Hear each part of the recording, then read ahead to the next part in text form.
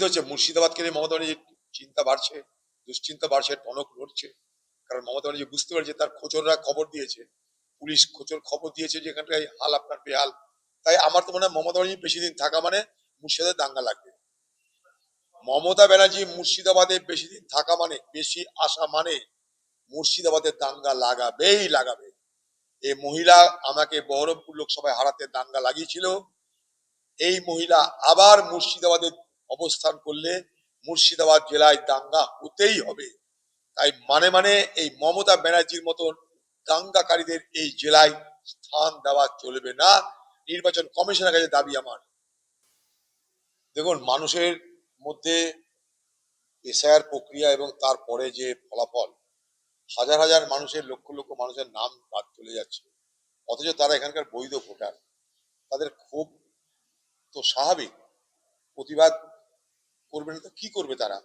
তাদের কথা শোনার তো কেউ নেই, না রাজ্য সরকার না নির্বাচন কমিশন, কেউ মাথা ঘামাচ্ছে না।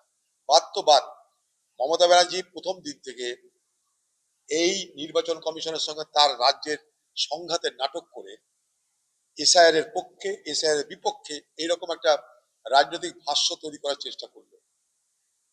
সেটা না করে যদি কাজের কাজ করতো, আজকে এই বিপদটা হতো না। সুপ্রিম কোর্টে গিয়ে কি করলো জানি না, সুপ্রিম কোর্টে মমতা ব্যানার্জি যাওয়ার পদে থেকে বিচারাধীন হয়ে গেল সবকিছু। এখন মমতা ব্যানার্জিকে দায়িত্ব নিতে হবে, নির্বাচন কমিশনকে দায়িত্ব নিতে হবে যে ভোট যখন ঘোষণা হলো, নির্বাচনের তারিখের আগে, নির্বাচনের দিনের আগে এই যে ট্রাইব্যুনাল, এই ট্রাইব্যুনালের মাধ্যমে এই ফয়সালা করে দিতে হবে। কারণ না হলে তারা ভোট দিতে পারবে না, নাগরিক অধিকার তারা প্রয়োগ করতে পারবে না। তাই আমার দাবি রাজ্যের কাছে, আমার দাবি নির্বাচন কমিশনের কাছে, যে যেখানে যেখানে মানুষের নাম বাদ গেছে, সেই সব জেলায়, সেই সব মহকুমায় জুডিশিয়ারি বা যারা দেখভাল করছে, এটা যেখানটায় সুপ্রিম কোর্ট বলেছে যে ট্রাইব্যুনাল গঠন করা হবে, ট্রাইব্যুনাল গঠন করে রাজ্য নির্বাচন কমিশন মিলেমিশে নির্বাচনের দিনের আগেই সব ফয়সালা করে দিই। সে করতেই পারে, আমাদের সেটা যায় না, কিন্তু মানুষের ক্ষোভ বিক্ষোভ কোথায় প্রকাশ করে বলুন? মানুষ তো ক্ষোভ বিক্ষোভ প্রকাশ করছে, রাজ্য সরকার উদাসীন, কোনো মাথা ব্যথা নাই। তারা যে কেন ক্ষোভ করছে, মুখ্যমন্ত্রী সেখানে যাওয়া উচিত ছিল, মুখ্যমন্ত্রী সেখানে যাও, নির্বাচন কমিশন যাও।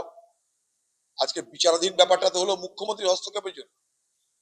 আজকে যদি বিএলও, ডিআরও, এইআরও সবাই মিলে যদি মিলেমিশে কাজটা করতো, তাহলে এই গল্প আসতোই না, লক্ষ লক্ষ মানুষের নাম বাদে কোনো গল্পই আসতো না। তাই এখন তাদেরকে সামলাতে হবে। এখানে তো বিচারপতিদেরকে ধমক দেওয়া হয়, অন্য কিছু না, ধমকও দেওয়া হয়।